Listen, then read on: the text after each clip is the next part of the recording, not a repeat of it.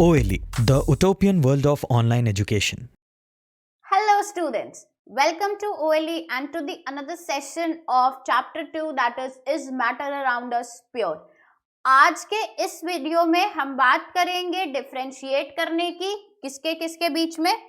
सबसे पहले हम डिफरेंशिएट करेंगे एलिमेंट्स एंड कंपाउंड्स के बीच में, एलिमेंट्स एंड कंपाउंड, ठीक है। फिर हम सीखेंगे कि हाउ मेटल्स, मेटलॉइड्स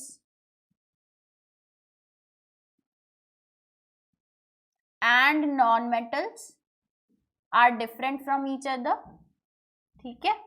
उसके बाद हम डिफरेंशिएट करेंगे हेट्रोजेनस एंड होमोजेनस मिक्सचर में, हेट्रोजेनस एंड होमोजेनस मिक्सचर में, ओके, ठीक है। तो आज हम सीखेंगे इन तीनों के बीच में डिफरेंस, क्योंकि ये अक्सर आपसे आपके पेपर में पूछे जाते हैं। तो सबसे पहला है element and compound. So what is the difference between an element and a compound, ठीक है। इससे पहले के वीडियो में हमने बात की थी कि जो प्योर मैटर होता है, जो प्योर सब्सटेंसेस होते हैं, उनको हम दो कैटेगरी में डिवाइड करते हैं, एलिमेंट और कंपाउंड में। तो हमने कुछ कैरेक्टरिस्टिक्स देखी थी एलिमेंट्स एंड कंपाउंड की, उन्हीं को हम डिस्कस करेंगे।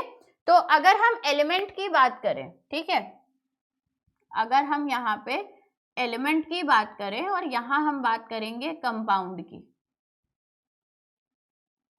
ठीक है। तो एलिमेंट जो होता है वो सिंगल टाइप ऑफ एटम से बना होता है, ठीक है। Element is made up of single type of atom, ठीक है। तो पहला पॉइंट हमारा हो गया that it is made up of single atom, ठीक है। या ज्यादा अच्छा होगा ये कहना that single type of atom, मतलब एक ही तरीके के एटम से जो है ये बना हुआ है।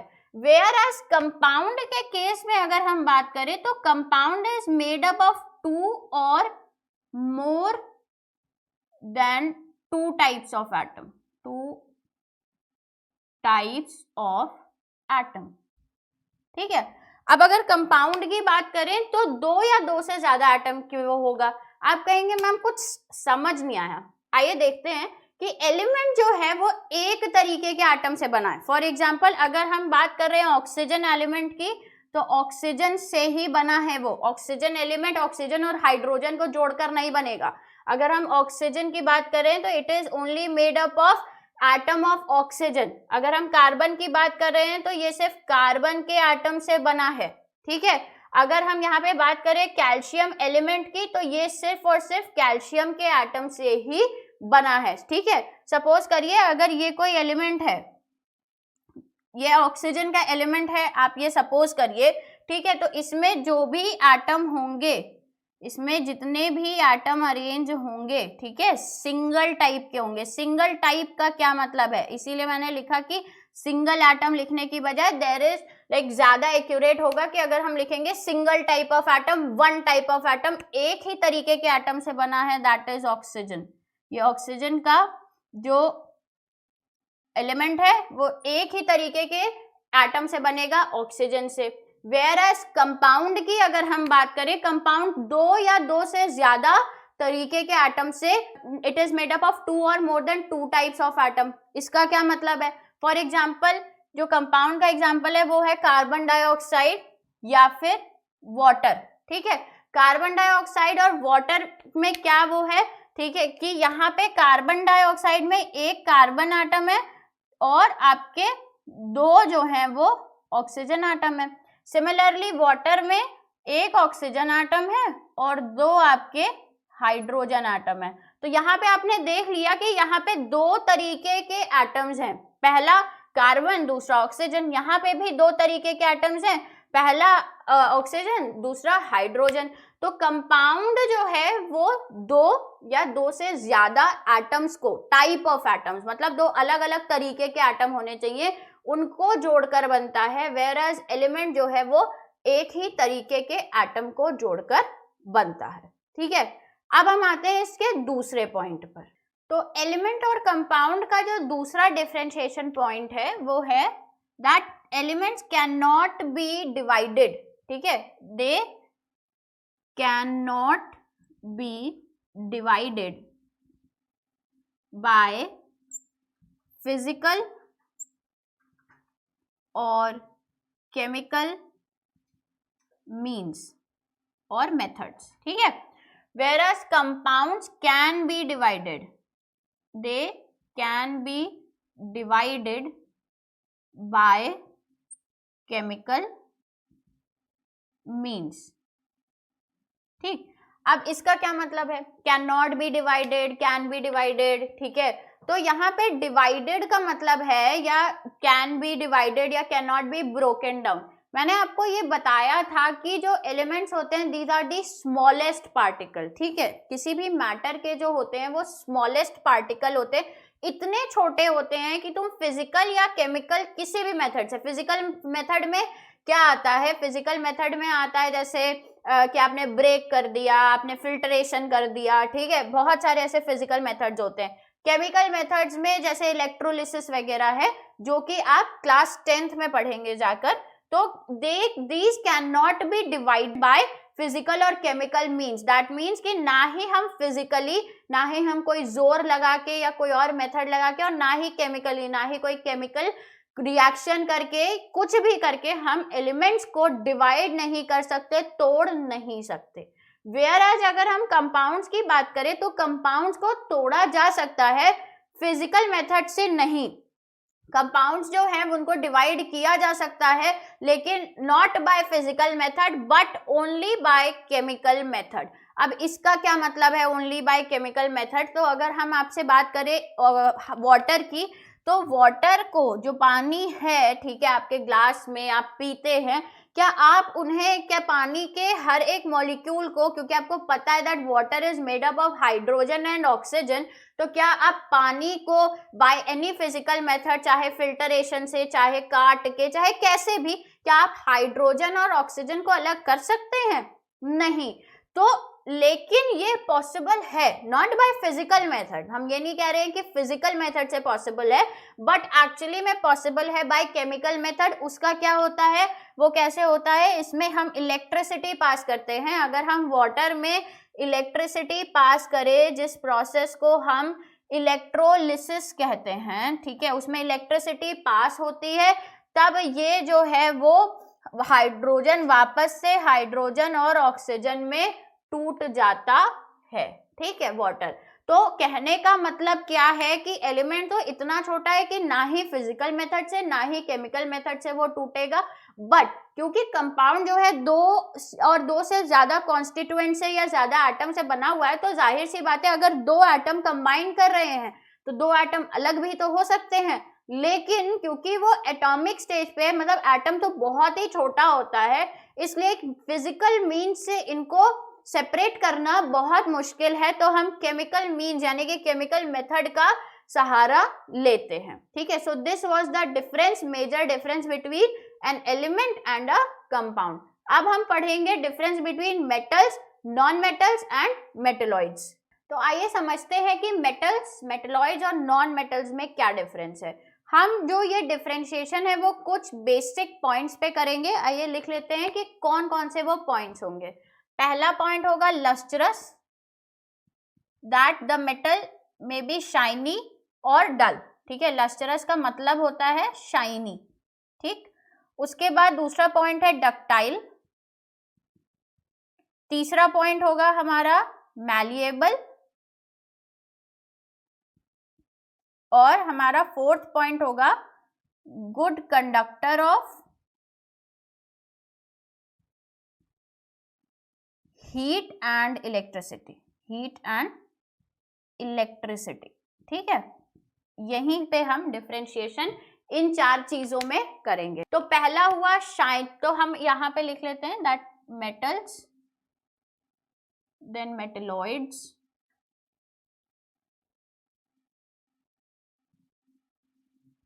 एंड नॉन मेटल्स, ठीक है, ये हमारे हो गए।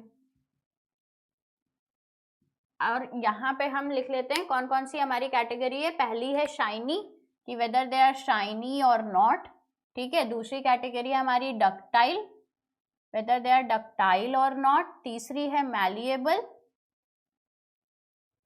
और चौथी है good conductor of heat and electricity, good conductor of heat and electricity, ठीक। अब हम देखेंगे कि इसमें से कौन से जो हैं, जो मेटल्स हैं, मेटलॉइड्स हैं, ठीक है, या फिर नॉन मेटल्स है, दे आर शाइनी। तो अगर हम बात करें मेटल्स की, तो मेटल्स के एग्जाम्पल में आता है gold, silver, iron etcetera. Metalloids के एग्जाम्पल में सिलिकॉन, जर्मेनियम। नॉन मेटल्स के एग्जाम्पल में वुड, प्लास्टिक। तो आप बताइए कि इनमें से कौन कौन से शाइनी हैं। तो जो हमारे मेटल्स हैं, ठीक है, जो हमारे मेटल्स हैं they are shiny, so we will put a tick on this. Metalloids भी शाइनी होते हैं, यानी कि लस्टरस होते हैं, whereas non metals are not shiny, वो शाइन नहीं करते हैं। Now our second property is ductile, whether they are ductile or not. What do you mean by ductile? Ma'am कहेंगे बट ductile तो पता ही नहीं है होता क्या है। Ductility is that property जिससे कि हम ये कह सकते हैं कि अगर हम इनको वायर्स में कन्वर्ट कर सकते हैं कि नहीं। आपने कॉपर वायर सुनी होगी, आपने एल्यूमिनियम वायर सुनी होगी, ठीक है। तो इफ एलिमेंट या फिर कोई मेटल, अगर हम उसको वायर उसकी बना सकते हैं, that can be drawn into wires, तो उसको हम कहते हैं yes these are ductile in nature और these have the property of ductility. So metals can be drawn into wires, क्योंकि कॉपर वायर और एल्यूमिनियम वायर्स तो हम अपने घरों में ही यूज करते हैं। Plus metalloids can also be drawn into wires, whereas non metals can not be drawn into wires, ठीक। नेक्स्ट हम आते हैं मैलिएबल। मैलिएबल क्या होता है? Malleable means that they can be drawn into sheets, उनकी हम पतली पतली शीट्स बना सकते हैं। तो इसका सबसे अच्छा एग्जांपल है एल्यूमिनियम फॉइल। आपके घर में एल्यूमिनियम फॉइल आता है, ठीक है। तो metals can B malleable. Malleability is that property that it can be drawn into sheets, ठीक है। तो मेटल्स को हम शीट्स में ड्रॉन कर सकते हैं, मेटलॉइड्स को भी कर सकते हैं, वेयर एज नॉन मेटल को हम उसके पतली पतली शीट्स नहीं बना सकते। नेक्स्ट हमारी फोर्थ प्रॉपर्टी है good conductor of heat and electricity. जाहिर सी बात है, जब मेटल जो है डक्टाइल है, यानी कि वायर बना रहे हैं और वायर को हम इलेक्ट्रिसिटी में यूज करते हैं, that means metals are good conductor of electricity और हीट का भी, ठीक है। जो भी हम बर्तनों में खाना बनाते हैं that all are made up of metals, ठीक है। तो जाहिर सी बात है, अगर बर्तन गर्म नहीं होगा तो खाना कैसे पकेगा। तो yes metals are good conductor of heat and electricity. And क्योंकि मैंने आपको बोला था कि मेटलॉइड्स भी कुछ कुछ प्रॉपर्टीज जो है वो मेटल्स की एग्जिबिट करते हैं, so metalloids are also good conductor of heat and electricity, whereas non metals are not good conductor of heat and electricity. For example कि जब किसी को इलेक्ट्रिक शॉक लगता है तो अक्सर कहा जाता है that the person should be touched with the plastic rod or a log of wood, ठीक है। लकड़ी या प्लास्टिक से जो है छुआ जाता है, या फिर अगर आपने देखा होगा तो जो वायर्स होती हैं, जो हमारी कॉपर वायर, एल्यूमिनियम वायर होती है, उस पे जो है लेयरिंग की जाती है रबड़ की इनफैक्ट, ठीक है। तो रबड़ की जो लेयरिंग होती है जिसकी वजह से वायर का कलर जो है वो yellow, blue, red, green, black इस तरीके का दिखाई देता है। तो रबड़ comes in the category of non metal. रबड़ की कोटिंग उस पे क्यों होती है? ताकि वो इलेक्ट्रिसिटी जो वायर में घूम रही है उसके कांटेक्ट में हम ना आए और हमें कोई इलेक्ट्रिक शॉक ना लगे। So non metals are not the good conductor of heat and electricity. This was a small comparison between metals, metalloids and non metals. I hope आपको ये चीज समझ में आई होगी।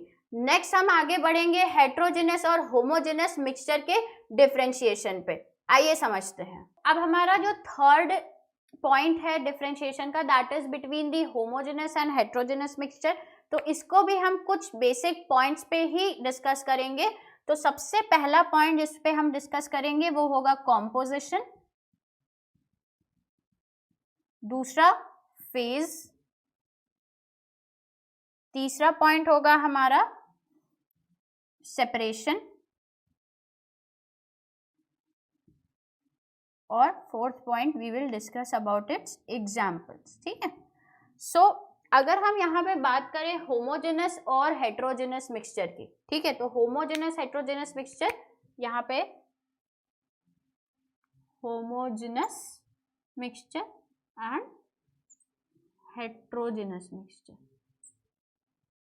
ठीक है। तो अगर हम यहाँ पे बात करें composition, first we will discuss about its composition, second phase, ठीक है, third separation and fourth will be its examples, ठीक है।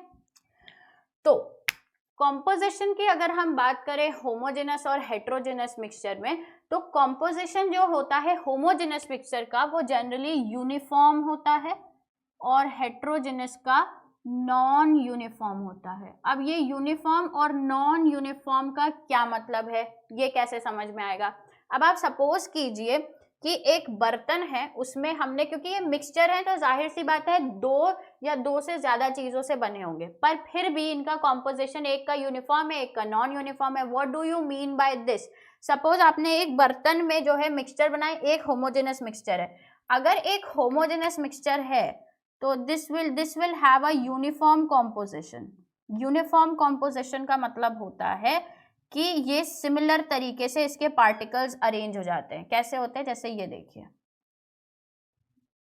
ठीक है, ये इस तरीके से जो है यूनिफॉर्म कॉम्पोजिशन में पार्टिकल्स इसके अरेंज्ड हैं, ठीक है, बिल्कुल सिमिलर तरीके से, ठीक है, ऐसे। Whereas in case of non-uniform composition what happens, ये यूनिफॉर्म कॉम्पोजिशन का केस है, ठीक है। In case of non-uniform composition what happens, कुछ इस तरीके से किसी एक पार्टिकल, किसी एक सब्सटेंस के पार्टिकल ऊपर आ जाते हैं और किसी दूसरे सब्सटेंस के पार्टिकल्स जो होते हैं वो नीचे इस तरीके से बैठ जाते हैं, ठीक है। तो this is called uniform composition and this is called non uniform composition. अगर हम फेज की बात करें तो इसमें जो होता है सेम फेज होता है। जब हम होमोजेनस और हेट्रोजेनस मिक्सचर डिस्कस कर रहे थे तब भी मैंने आपको बताया था कि होमो का मतलब ही होता है सेम और जेनस का मतलब होता है फेज। सेम फेज होता है और इसका डिफरेंट फेज होता है। What do you mean by same phase and different phase, मतलब देख कर पता नहीं चलता। देखोगे ना तो बाहर से अगर देखोगे तो सब एक जैसा लगेगा, सेम लगेगा, देख कर आप डिफरेंशिएट नहीं कर सकते कि ये कोई मिक्सचर है भी, आपको लगेगा ये एक प्योर सब्सटेंस है, ठीक है। वेयरएज हेट्रोजेनस मिक्सचर के केस में इसका जो फेज होता है वो डिफरेंट होता है। ऊपर से ही देख कर पता चल जाएगा कि अरे हाँ इसमें जो है दो या दो से ज्यादा जो है सब्सटेंसेस मिक्स हैं और ये एक मिक्सचर है, ठीक है। फिर से कि सेम फेज और डिफरेंट फेज देख कर नहीं पता चलता है कि ये एक मिक्सचर है in case of homogeneous, because देखने में सब सेम लगता है। वेयरएज हेट्रोजेनस मिक्सचर में देख कर ही पता चल जाता है कि ये डिफरेंट है। क्यों? क्योंकि देखने में ही दो अलग अलग चीजें या तीन अलग अलग चीजें जिनको मिक्स किया गया वो देख कर ही पता चल जाती हैं, ठीक। अगर हम सेपरेशन की बात करें तो this can not be separated by physical methods, ठीक है। होमोजेनस मिक्सचर जो होता है कैन नॉट बी सेपरेटेड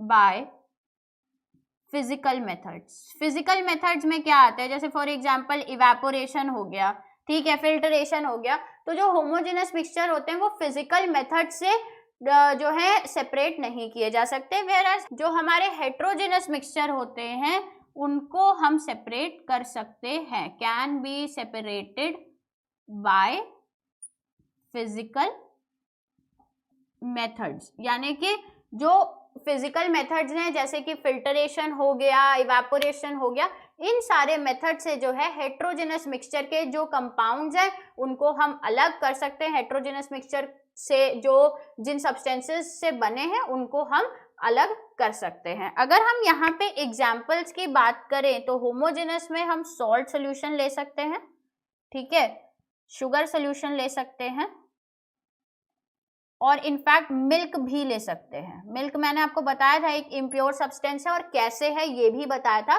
तो मिल्क लेकिन देखने में पता नहीं चलता है कि मिल्क के अंदर इतने सारे कॉन्स्टिट्यूएंट्स हैं, तो हम मिल्क को भी होमोजेनस मिक्सचर की कैटेगरी में रख सकते हैं। और अगर हम हेट्रोजेनस की बात करें तो सैंड एंड वाटर, एक एग्जाम्पल हमारा ये हो गया, और दूसरा एग्जाम्पल हमारा हो सकता है ऑयल एंड वाटर। ठीक है, वेरी गुड एग्जाम्पल। तो इसमें देख कर ही आप इन दोनों के एग्जाम्पल को ही देख लीजिए। वाटर में अगर आप सैंड मिलाएंगे देख कर पता चल जाएगा कि हाँ वाटर में जो है कुछ अलग सा कुछ मिला हुआ है, तो इसीलिए कहते हैं कि फेज जो है इसके डिफरेंट होते हैं। ऑयल वाटर में भी आप देख कर ही पता लगा लेंगे कि इसमें कुछ मिला हुआ है, इसीलिए कहा गया है कि फेज डिफरेंट होता है। ठीक है, अभी यहीं पे सॉल्ट सोल्यूशन, अगर शुगर सोल्यूशन या milk, in fact milk is a very good example for homogeneous mixture. Milk को अगर आप देखेंगे तो आप पता नहीं लगा पाएंगे कि मिल्क के अंदर वाटर भी है, milk protein, milk fat, milk sugar, इतनी सारी चीजें जो है वो एक मिल्क के अंदर प्रेजेंट है। ठीक है, तो ये थे डिफरेंशिएशन कुछ इंपॉर्टेंट टॉपिक्स पर जो कि अक्सर एग्जाम पॉइंट ऑफ व्यू से पूछे जाते हैं, and these are very important questions as well. ठीक है, आई होप आपको ये सारे डिफरेंशिएशन समझ में आए होंगे। नेक्स्ट वीडियो में हम डिस्कस करेंगे सॉल्यूशंस के बारे में, टाइप्स ऑफ सॉल्यूशंस के बारे में। Till then take care, bye bye.